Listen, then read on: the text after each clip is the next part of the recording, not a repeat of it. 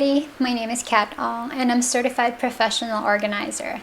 Now what that is I help people who are overwhelmed and sick of clutter take charge of their space and finally get organized. So how I do that is I always work with the client. Together we sort their things, edit, and I help them assign proper places for everything that they own, help them figure out the best containers that they need, or if they're not happy with their current storage setup, I can help them figure out how to enhance and maximize their space. So the services I cover are residential, so you can pick any room in your home and we can work on that. Also personal offices, workspaces. I also work with kids and I also do virtual organizing. So if you want to know more, you can go to www.spacethatworks.com. And today for Accelerate members, we are doing the Ask the Professional Organizer segment, 15 home organizing questions that hopefully I'll be able to answer in less than 15 minutes. So here we go. So the first question is, how do I begin organizing? Is starting the hardest part? So starting could be the hardest part for some people if you get too much in your head. If there's too much like overwhelm, resistance, and emotions in terms of guilt, like feelings of how did I let this get so out of hand? Why did I let this happen? So if all of that is messing you up, it's going to be very hard for you to start. But for some people, starting is actually not hard. What's hard is actually finishing an organizing project. So how do I begin? You can begin by visualizing three things. First is function. What do you need that space, or how do you need that space to function? How do you want it to serve you? How do you want it to work for you? And second would be, how do you want to feel in that space? Do you want to feel like it's a place you can relax or you can focus? And then the third would be aesthetics. So how do you want it to look? In terms of organization, for me, aesthetics will always be last, but always must be included and is important. And then for the organizing process, I've come up with the acronym that hopefully will help you out. It's C's, S-E-A-S. So think of it as getting rid of C's of clutter. So S is for sort, E is for edit, A is for assign proper places or proper containers, and S is staying organized. So for sort, it's really just grouping like with like items. This is so you can see how much of something you have, which will make it easy for you to edit. And editing is really just choosing to keep what you love and use. And as the minimalist people said, don't keep things that doesn't add value to your life. So assigning proper places, usually how that goes is the most used items that you use, you have to keep them in the most accessible areas and always put things where they make sense versus where they fit. And then assigning proper containers, don't ever go out to buy containers right away without sorting and editing, because that is how you will know by sorting and editing what containers that you really need. And always measure space, because you don't want to be going out to buy something and then only come home and realize that the container doesn't actually fit the space that you need it in. And then staying organized, I would say once you set up a system, label everything, because labeling is really, for me, like it increases the chances of your system being maintained by 70% if you label your bins and storage. Yeah, so that's it. And I'd like to get into that more, but we have a limited time. So the next question is, does being organized mean being a minimalist as well? No, it doesn't. You can be organized and have a ton of stuff. Yeah. No. And you don't need to be a minimalist to start to get organized or be organized. Number 3, what if I don't have enough time every day to keep things organized? I would say that you actually have time, but you just won't have the energy every day. So even for myself, I don't have energy every day to pack away things. But the key here is you have to really allot and make that time to create a system. And a simple system is really so much better than no system at all. And so once you set up that system, which means putting a proper place or having a proper place for everything, then it won't be so hard or will take so long for you to put things back where they belong. Like for me, for instance, it'll only take me a couple of seconds to put things back, even if I don't do that every day, because everything has a proper place. Okay, and number 4, is it expensive to be organized? So no, on the contrary, it's more expensive to not be organized. For example, if you it seems to be that you always lose something that you know you have, but you can't find it. I hope you don't hear that loud noise. Yeah, so what's going to happen is if you can't find it, then you'll start to look for it, right? So you're going to get stressed. So, and then you feel like you have to go out and buy it again. So that's gas, that's time, that's energy, that's also mind.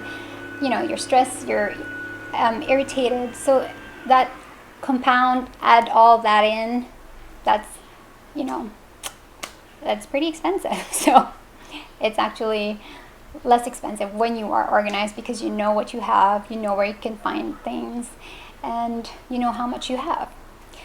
Okay, so number 5, what's the best way to organize or position your items in the entrance of your home, like leaving shoes, etc.?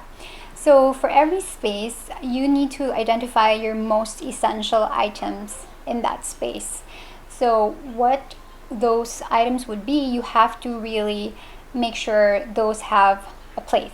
So for an entrance, it could be that you need a space for your wallet, your keys, your bag. You dump your bags there. You mentioned shoes. Is it all over the floor? If it is, maybe you just need to buy a little shoe rack, and then you have to measure that space before you go out and actually buy the shoe rack. So focus on the essential items first, how you want that little space to serve you, and then from there build on how you can make that space work by putting in the storage that you need to support that function. Okay, number 6, what should I keep in mind when setting up my home office? So same, you have to focus on the essential items that you need in that home office, which would be a desk, a chair, good lighting. Do you need an extension cord for your gadgets? Do you need a printer? What else do you need there? Do you need a space for filing your office supplies? So focus on those essential items and then build around that. Okay, so number 7, any tips in organizing the kitchen, from pans and utensils to food items inside the fridge? So inside the fridge, I would recommend allotting a shelf strictly for leftovers. This way you will always see the food that you need to consume before it turns bad. And then organizing the kitchen, okay, so all kitchens are different, right? So there are smaller ones and there are really big ones. So in general, I'm just going to share, you have to think of the process of food creation to consumption to storage. So from the grocery, you take home the stuff, and where would the food items be kept? Ideally, you would have a pantry. If you don't have a cabinet, maybe you could buy a rack to hold all these bottled goods, dried goods, canned goods, and those need to be categorized versus it's all mixed, so you see what you have. And then from there, if you're about to cook, what happens next? What's next is you need to do food preparation. And food preparation, there is the chopping board, the peelers, the can openers, and so all those would be great if they're kept together. And ideally, the food prep items would be great if it's near the sink, because that's where you wash your vegetables and wash your knife and your chopping board while you're chopping. And the next would be, what's next? You need to cook. So cookware would be ideal if it's beside the stove. Keep it there with your cooking utensils. And after you cook, what's next? You have to serve. So it would be great if all your servingware and dining ware are kept together if that's possible. Flatware. Drinkware would be best if it's kept near where you get your water or your beverage, which would be either a cabinet beside the fridge or the cabinet nearest the water dispenser. And then dishes also best kept near the sink so that when they're dry, you can easily just put them away. So after you eat, what happens? These plates need to be cleaned. So the cleaning materials would be best, like the stalks would be under the sink. And then if there are leftovers, then all that leftovers would be great. All those containers for leftovers kept together, even like Ziplocs and etc. And the others would be bakeware, would be great if all of that would just be kept together, baking items. And then there's also that section for parties or picnics, like disposable partyware, those plates, or those candles for birthdays. So that's how you need to think about the kitchen, like the whole process of food preparation, consumption, cooking. And so hope that helps. Okay, so number 8, do you keep things just in case you need them again in the future? If so, where should they be kept? And do you have any guidelines when deciding to keep things? So yes, most people do keep things just in case they might need it someday. And where do you keep them? Always keep them. The most used items should always be kept in the most accessible areas, and the less used items would be like put them up in the upper cabinets or lower areas, so you're not bending down or having to need a ladder to reach up. And the best guideline for deciding if you're going to keep something is ask yourself, what is the worst thing that could happen if you throw this away? Are you going to get sued? Or I don't know, whatever. So is it something that's easily accessible? Like perhaps you can just get it, the next block, or is it super hard to get or super expensive? And even so, what's the likelihood of you needing that again? Okay, so you could ask yourself that. What's the worst thing that could happen if I throw this away? So number 9, how can I keep long cords, whether stored or being used, clean and out of sight? So you can buy a bin and just put those inside that bin, and of course label those bins. And for me, I use these Velcro cords, cable cords. I got this in Daiso, and I also have this Ziploc, like I've labeled it projector. So this is where I keep all my projector cables, and I've had this bag for 9 years, so it's you can use it for a long time. There. And then number 10, what's the best way to organize loose, small, miscellaneous items like pins and paper clips? First of all, I would recommend you to gather all those small items and sort them and edit them. Sometimes, example, there are people who keep a lot of thumbtacks, but they never use them. Like they don't even have a cork board. So get rid of those. And then from the filtered items, what's left over, assess. And then you can take a picture of that actually before you go to the store. And then you can go to like Japan Home, Daiso, or department stores for those little plastic containers that you can put in your drawer to contain those little items. For me, I have this little container that holds all my clips that I do use, especially when I'm sorting receipts. And I've had this super long, like 15 years. So it works for me very well, and it fits my space. You can also do those containers that come with the stuff that you buy or gifted to you. And then you can just categorize your stuff, your small things, using these. This is a super duper old tip, like really old, but it's really useful tip.